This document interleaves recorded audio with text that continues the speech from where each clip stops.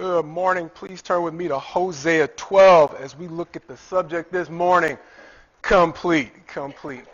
Understanding that this is the Christmas season, one of the things that stood out to me was how does Hosea connect to Christmas? So just take a pause to speak something that's a little bit more relevant to the season we're in, or is there possibly some connection I didn't catch when I was reading through it the first time? And I think it's the latter. Because understanding the way that Hosea chapter 12 is structured, it seems a lot to me, I'm beating a dead horse, like what Brother Barry was talking to us about in the Revelation, except for it connects more to those more literal parts of the Revelation where he's writing 7 matter-of-fact letters to 7 very real churches. And to just about all of those churches, he is saying, I know. And from time to time, I touch on the fact that I know can be a very dangerous statement for us as human beings, because as soon as I start to know stuff, if I talk for very much longer, what I'll end up doing is exposing exactly what it is that I don't know. However, when Christ says he knows a thing, understand that that's rock solid. And so he starts off even his most difficult words to 5 of those 7 churches, talking about the things that he knows they are doing, especially and uniquely well. And so understand, those 7 letters aren't just, even though they're doing the same thing, they're encouraging. There are unique ways that he's encouraging each of those 7 churches. What's the first lesson for each of you? We read, Sean just read to us, from a passage of Scripture that talks about love. And one of the ways he introduces that whole concept of love is on the heels of a chapter that talks about all this spiritual gifting that they each uniquely have. And the problem has become that they're so uniquely gifted that there's become a question about which gifts are more important. And he says the thing that's going to help reconcile each and every one of you and help you to all feel super special is understanding that he's each given you a unique gift. And so much like he talks about the church in Revelation, 7 unique churches individually, Sean has led us off in a place where we understand we each have some unique things that we have that are going really well. And so why does that matter in Christmas season? Well, our brother has let us know already in leading the kids in a great song. This is one where I'm sure he had the words up there, but I don't want to go too far and say I could have sung it by heart, but I think I could have sung a lot of that by heart, right? Because that's a song I think is familiar for us this time of year, and it reminded me of the whole concept of if Jesus, as we exalt him at the time of his birth, if we pay just as much attention to the things that he is telling us at the time of his death, then I think we can understand some ways in which we can all be complete. Because when he's talking to us in the Revelation, that's exactly what he's talking about. He's talking about ways that we as a church can become more complete, and that connects back to Hosea. Because what happened here when I read the book of Hosea, at least in chapter 12, is I was caught off guard by the fact that he's going all the way back to Jacob. Not Jacob as the word for Israel, a nation, but he's going all the way back to Jacob as an individual. Some things he did well, a la the Revelation, and some things he's saying he wants you to work on. Why? So that one day his joy with us can be complete. And with that, let's start off with Hosea chapter 12, right around verse 1, or at verse 1, where it says, Ephraim feeds on the wind and pursues the east wind all day long. They multiply falsehood and violence and make a covenant with Assyria, and oil is carried to Egypt. The Lord has an indictment against Judah and will punish Jacob according to his ways. He will repay Jacob according to his deeds. In the womb he took his brother by the heel, and in his manhood he strove with God. The first thing to understand is he's saying Jacob from front to back, there are some things that he's holding as an indictment. Well, why does that matter to a nation when Jacob is the forefather, but he's long gone? And understand in life, sometimes when we talk about that concept of generational sin, it's not this mystical thing where God is holding us accountable. We heard it in Ezekiel, the soul who sins will die. So how does that comport, or how is that consistent with what he's saying here? There's some things that were rooted in Jacob that the nation is still struggling with. It is like I've begun to think about life in general, my own life. There's some things that mama rooted in me. I'm talking about mama every week now, aren't I? She is planted within me and my upbringing that are great, but I can't worship mama any more than I can worship family. And part of my life to this point is understanding the relative pluses and minuses I have in my upbringing. The pluses are a great advantage, but they aren't enough. They aren't enough to overcome the fact that God is telling me there's some things that I got to do better, right? I was talking to young people this morning and the elders this morning about something. I was like, wait a minute. And I was like, oh, wait a minute. I overlooked a couple of things. And God willing, and thank God for those times we can meet before assembly to help get a better understanding of the fact that Marcus is in a part of his life, like I told the young people, where I'm real primed to jump to some conclusions. And ultimately, there's an upside to that, because if you're tenacious about the right things, then there's some things just like Jacob. He's going to go on to say, you don't want to let go of that. That's the good. Hold on to that. How do we know? Marcus, you making that up? No. Let's keep reading. Verse 4. And he strove with the angel and prevailed, and wept and sought his favor. He met God at Bethel, and there God spoke with us. The Lord, the God of hosts, the Lord is his memorial name. And so that's pointing to a time, if you know the story, where he didn't let go in a lot of situations where other people would have let go. And that's one of my weaknesses in life personally. There's some times you can get in a life, no matter how strong your grip is on whatever it is, no matter how naturally tenacious God might have made you, God carries you, or life carries you over enough bumps in the road, your grip on the things that you just found foundation in life is going to start to loosen up a little bit to where you just want to let go. And sometimes the temptation is to let go of some good things. The good thing about Jacob is he didn't let go, but that did not make him complete. Why? Because verse 6 is going to say, so you, by the help of your God, return, hold fast to some other things as well. That's my ad lib. Hold fast to love and justice, and wait continually for your God. Why does that matter? Because there are times in life we talk about it from time to time. Some of this is just review. It's not so much the bumps in life that challenge me as much as it can be the waiting sometimes. And sometimes I might get to the point where I understand what I need to let go of and what I need to hold on to, but sometimes it's just the waiting that wears me out.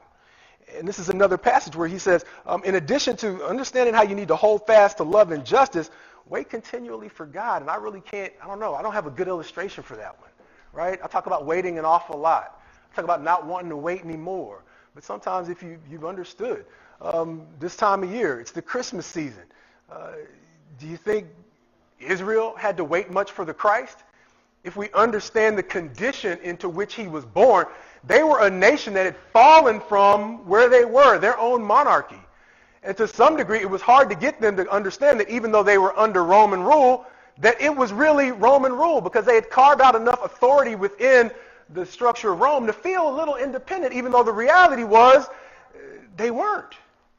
And so understand, as they saw the Christ, it was so hard for some of them to warm up to the thought of a suffering servant. Why? Because they had been waiting for so long as basically servants of Rome that they were tired of a hero story that let them basically feel like they were losers just one more time.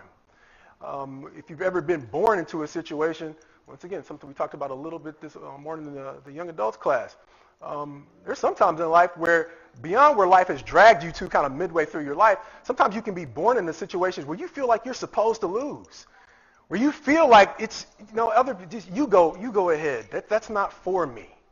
And so that goes back to that whole concept of what we are supposed to cling to and what we're supposed to let go of. Because if you're born in the right condition, you will literally let other people take blessings that God has for you. And there's no glory in that.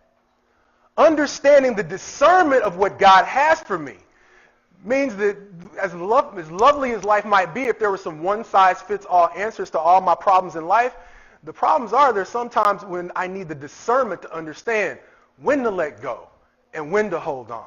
Because I can compound the disappointment in my life by watching other people simply have joy in places that God means for me too. But I'm so conditioned to just want to break from the struggle, I just don't want to fight no more, that I'm just letting go. Instead of getting on my knees and praying for God to give me the discernment as to when that patience actually pays off. See, so sometimes it's not so much a no as me interpreting God's no's as wait. And I really left out a key point. One of the huge lessons that starts out the book of Hosea and that ends the book of Hosea that I mentioned a little bit but gets lost in the whole concept of the marriage between Hosea and Gomer is location. One of the children's names that we mentioned early on in the book of Hosea is Jezreel. Why? Because Jezreel was the location of a great sin that God was bringing full circle and the beginning of the book of Hosea. But understand how God is not simply leaving them in a place of justice and retribution. Because later on, the whole point of naming them Jezreel is he's going to take them through the period of difficulty back into a period where he is going to turn it back into nothing but joy. And so one of the first lessons not to miss in the book of Hosea is in all of the tough metaphors about Gomer and retribution and days of difficulty coming is understanding how God is taking some of our most difficult days and he's promising us that the whole reason he is calling us to be complete is no matter how much it might seem like it is beyond words right now. Understand how God has prepared that to be a place for your victory. And that is one of the reasons why the waiting for me is so hard, but it is also so real. I don't want to give up on the fact that the very place where I feel lowest right now is the place where God has planned for me to win.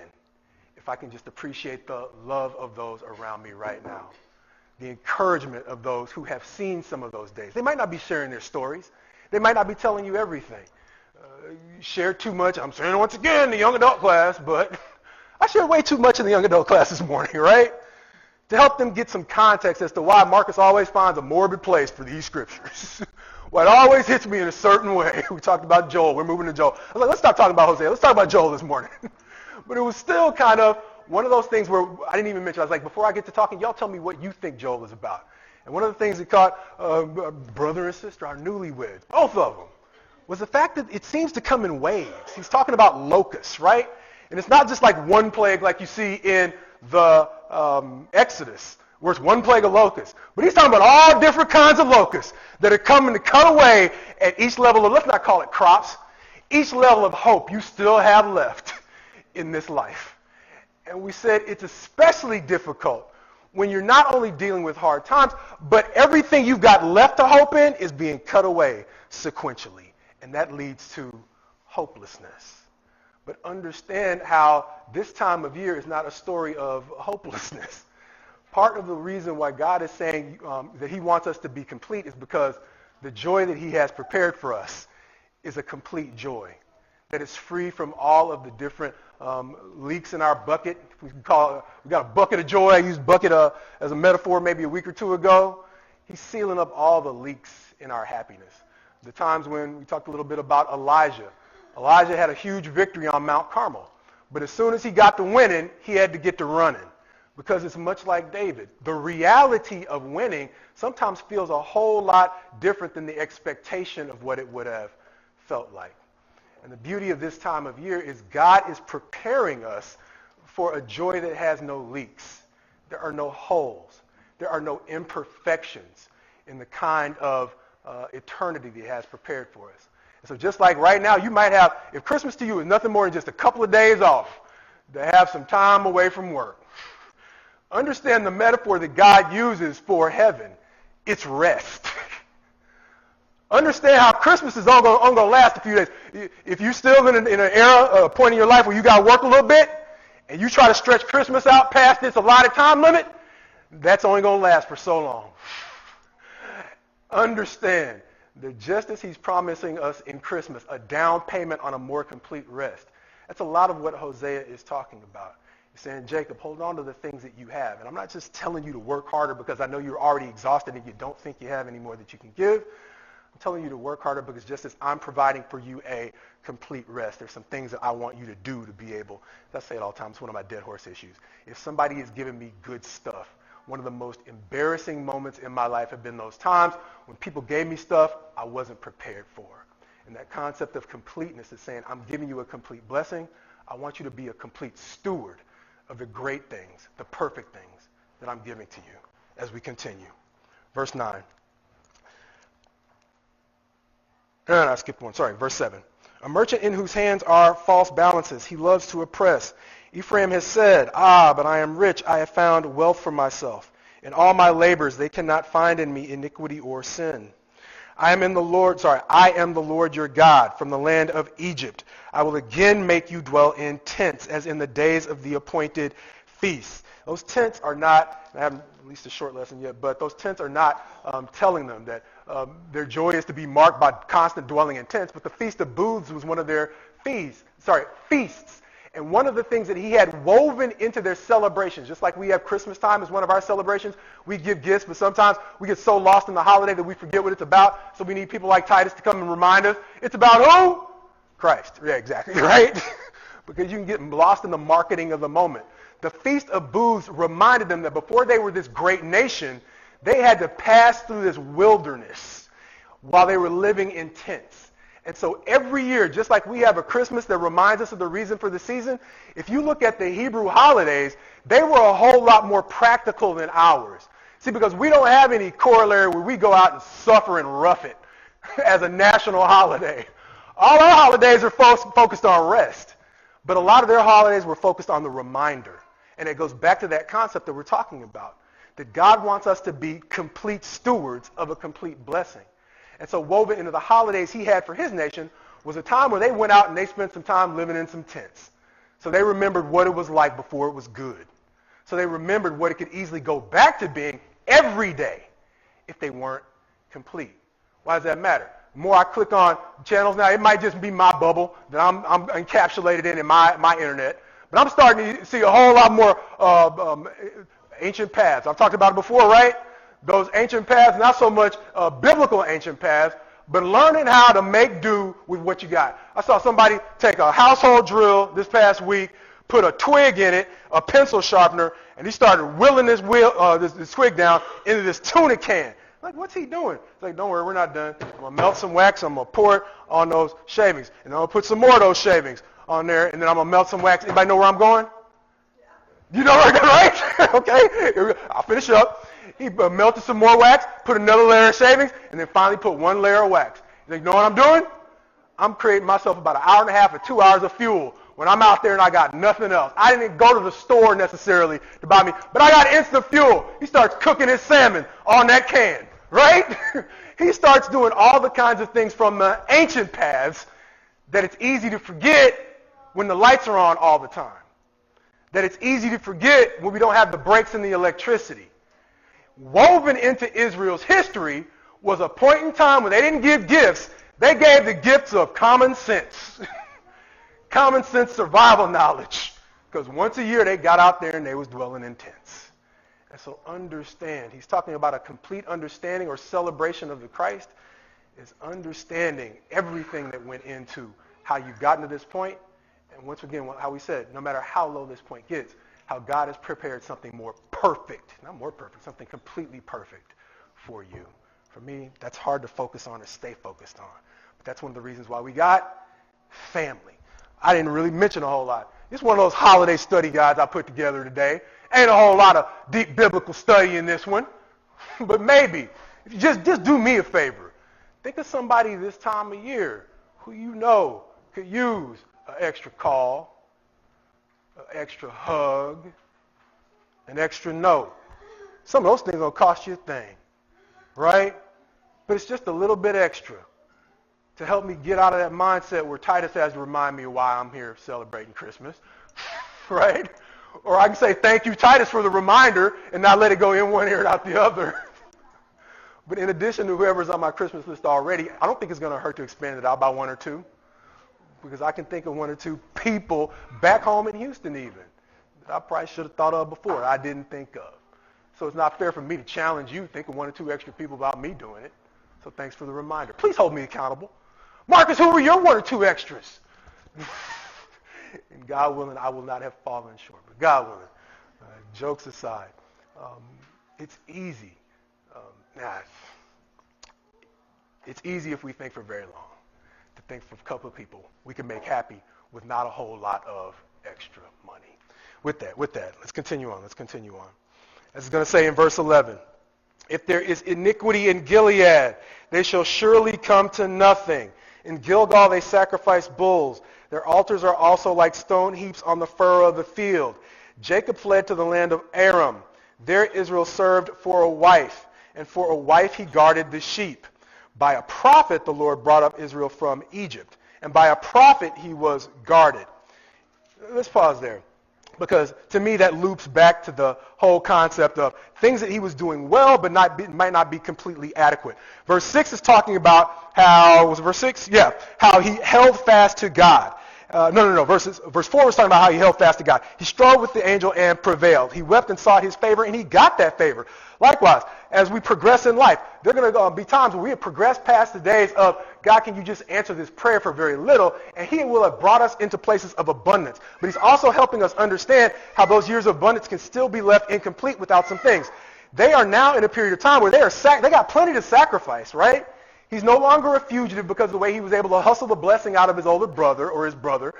He's no longer having to run that way. He's now in a period of abundance. And God is helping them to understand that some of those things that they are still holding on to as a nation, they are no longer in the image of the individual, or they are in the image, They are in the image of the individual Jacob, now experiencing their prosperity, but he's saying there's still something missing. The sacrifices aren't enough in verse 11. He's talking about the labor, the hard work is not enough in verse 12. Please pause for me there as we go back to the Revelation. One of the things he literally commends one of those churches for is, I know your works. I know, in other words, he's going to say, I know your struggle. You are literally seated near where Satan's seat is, right? And another he's going to talk about, he understands how faithfully they held on to the truths of the gospel. But there's still something missing in those 7 churches. One of them he literally is going to tell, but you have left your first love, which for me, even to this day, is a puzzle. What does that mean? And so it's one of those things that requires sometimes us to go deeper into not only the word, but into prayer. What do you mean to that? What did you mean to that church? And what could you possibly be saying to me, right? No matter how much I might work throughout one of the things the elders reminded me of, Marcus, you got some vacation time. What are you going to do with that? Like, I didn't write any vacation in, right? So they've been very kind in the way they've handled vacation as I'm working through it all. Does it matter if the content or whatever I'm saying is useless? I'm working real hard, but I'm just spinning my wheels. One of the things that literally asked me, how are you with burnout? I'm already there, right? So I'll be working hard, not producing a whole lot that matters. And so God willing, either we are praying for God to help us have the discernment, to help me understand, what is it that in all my work, is my love lacking? Am I becoming so snappy that it doesn't matter because I'm so quick-tempered that all my labors are just making my temper ill? Am I so short-sighted about everything else that's going around me? I'm so, like I say, I'm so biblically focused that I'm no worldly good. Right? Laugh out loud because we heard it before. We've heard it before because it's a thing. Right? And there are times I get so fixated on what I'm doing, I forget about the people. There's no glory in that. There's just regret, right? And all that work I'm doing, I'm just creating myself another job, right? Now I got to go fix a wrong I've done. And so there's glory in the work if it's rooted in the love of God, who can help me pull my nose up from the things he's trying to get me to see long enough to care about the people. And so understand there's some things that as hard as Jacob might be working, and as much as Israel might be a fulfillment of Jacob's excellent work ethic, just like he's telling the churches in the Revelation, I need you to be complete so that you are not undermining the effect of your works by just missing, like they say, the forest for the trees.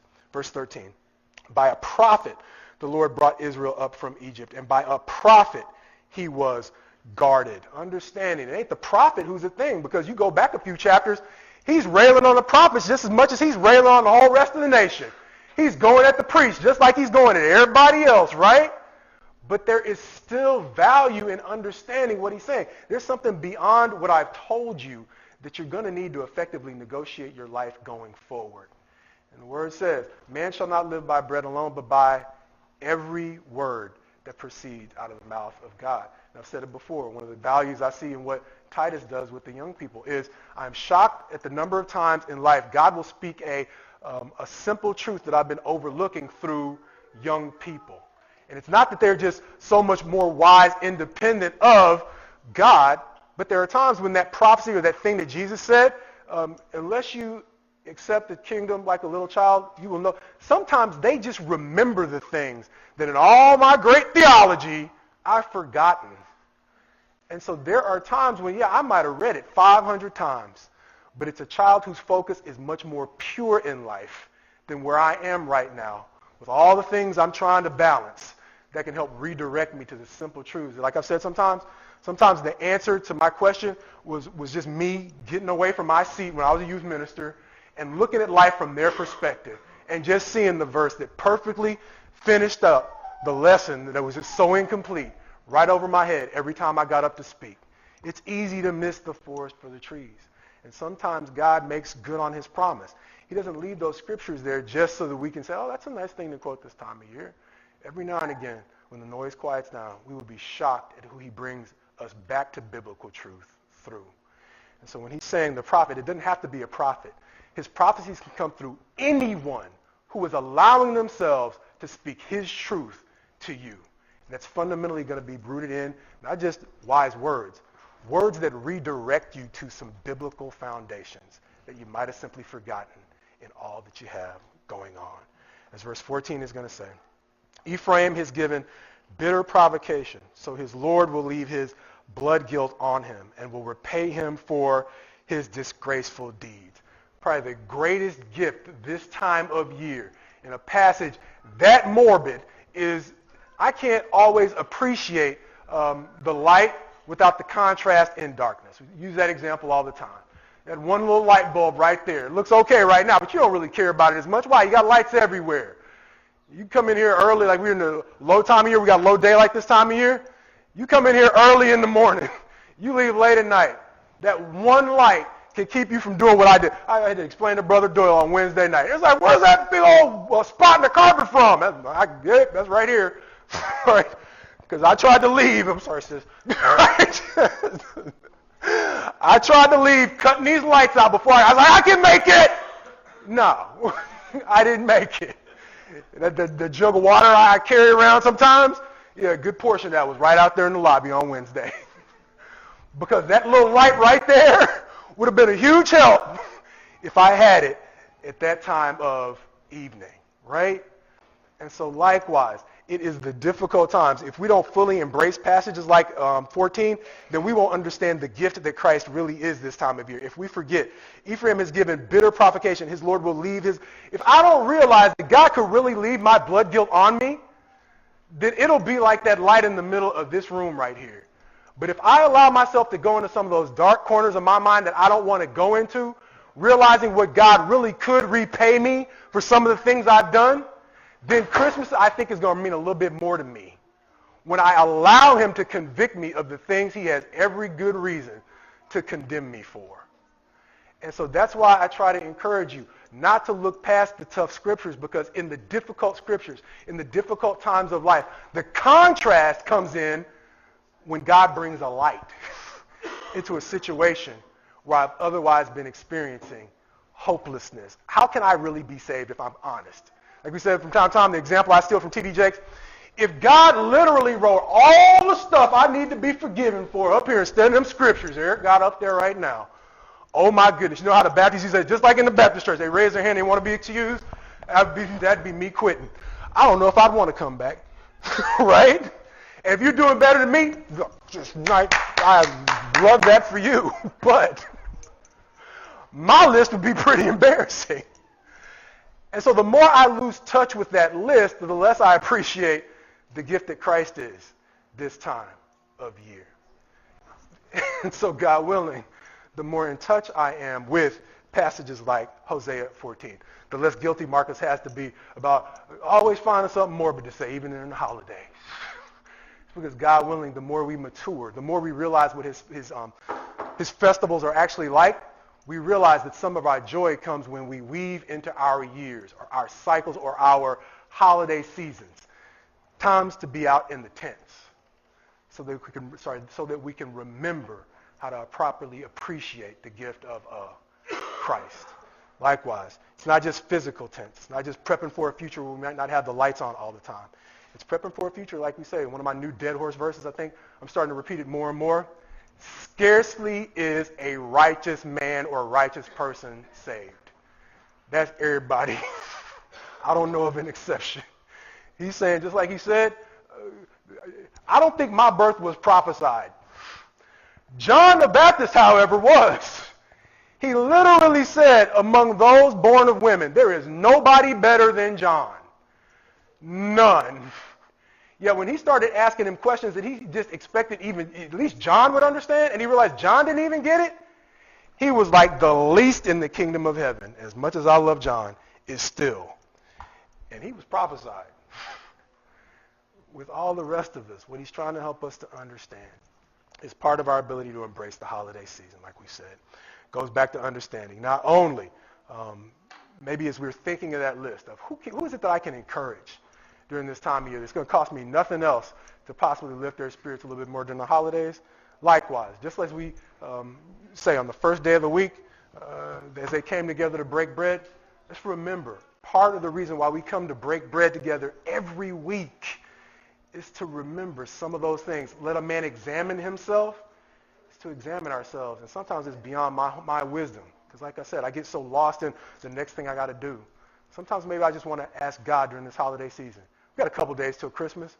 God, maybe help me understand why it is that me, especially, as uniquely as you blessed me, I have a reason to be especially thankful for the fact that God is offering me in my completeness. And that's why I complete. Okay, sorry.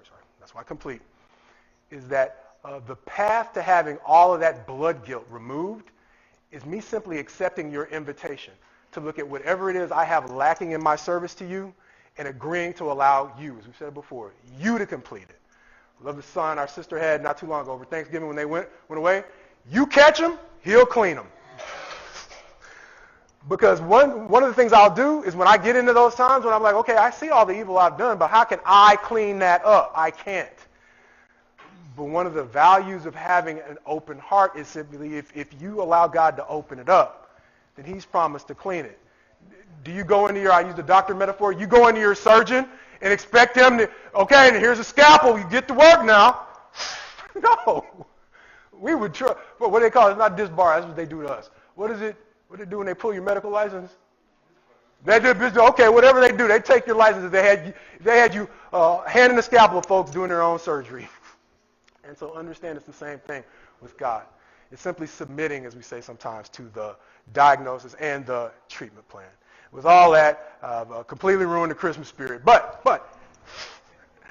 as we're going into the Christmas holidays, understand one of the great gifts of God is talking about the ways in which he says his yoke is easy and his burden is light.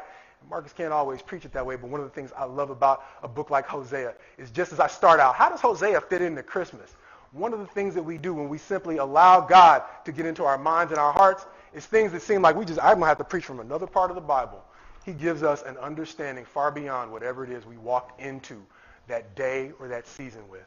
And if nothing else, as we go forward into this Christmas season, maybe we pray to God for a level of insight that gives us much more than what we walked into the Christmas season with. So that God willing, we can look forward to a Christmas that don't just last a couple of days or a couple of weeks.